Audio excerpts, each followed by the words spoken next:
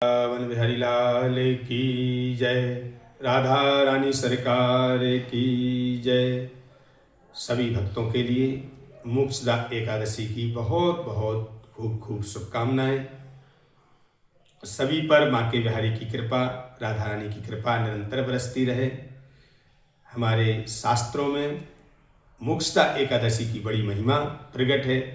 आप सभी से यही निवेदन, जितना हो सके भगवान का चिंतन करें। आज मोक्षदा एकादशी के दिन जो व्रत उपवास करता है तो उसके सभी पूर्वजों की मुक्ति हो जाती है, मोक्ष हो जाता है। कहीं भी हैं हमारे पूर्वज, हमको क्या पता, लेकिन एक कन्फर्म है कि आप श्रद्धा से मोक्षदा एकादशी का व्रत करेंगे तो निश्चित ही पूर्वजों की मुक्ति होगी। और जो अपनी बुराइयों को छोड़ने की इच्छा रखते हैं कि हम नशा की आदत बन गई या गाली देने की आदत बन गई या ईर्षा, किसी को उन्नति की ओर देखता हूं तो हमको ईर्षा होती है, ऐसी भी आदतें हैं। ये मानव के दोष हैं कली काल में, लेकिन जब तक ये दोष रहते हैं, जब तक पूर्ण भगवान की कृपा हमको प्राप्त नहीं हो सकती है।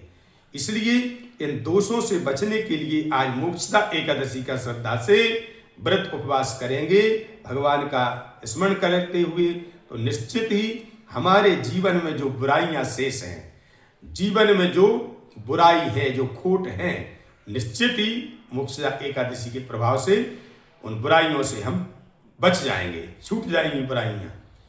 और आज के ही दिन अर्जुन ने जब भगवान से प्रार्थना की, प्रभु मैं क्या करूं क्या ना करूं, तो श्री कृष्ण ने गीता का उपदेश किया है। गीता का उपदेश किया, इसलिए आज गीता जयंती महोत्सव भी हम लोग मनाते हैं। तो गीता जयंती महोत्सव की भी बहुत बहुत खूब खूब शुभकामनाएं। हम सभी का कर्तव्य है, जो पढ़े लिखे हैं, जिनको संस्कृत का बोध है, वो कम से कम गीता का पाठ अवश्य आज के दिन करें। यदि 18 अध्याय का पारायण नहीं कर सकते तो एक अध्याय का पाठ करें। छोटा सा अध्याय है, 15वां 12वां भक्ति योग, पुरुषोत्तम योग, उनका आश्रय लें। कम से कम गीता का पाठ थोड़ा बहुत जरूर करें। और जो संस्कृत का ज्ञान नहीं रखते हैं वो हिंदी का पाठ करें, हिंदी से ही एक अध्याय 2 अध्याय पारायण करें। और परिवार में सभी बच्चों को बैठा के इस व्रत के बारे में, गीता के बारे में जरूर कुछ ना कुछ बतलाएं। इष्ट मित्रों को आपस में यह संदेश दें, मोक्षदा एकादशी श्रीमद् भगवत गीता के बारे में लोग समझें।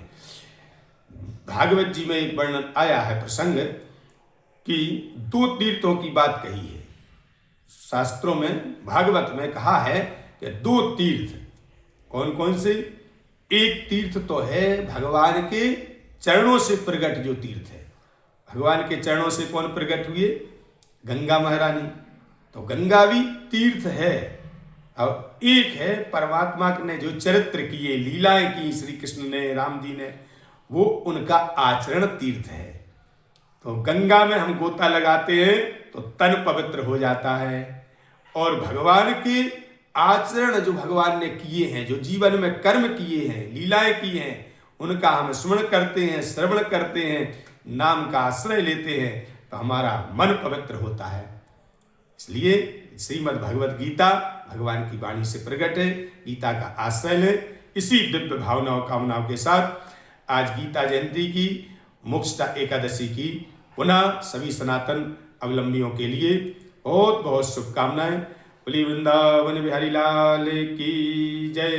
जय जय श्री राधे श्याम।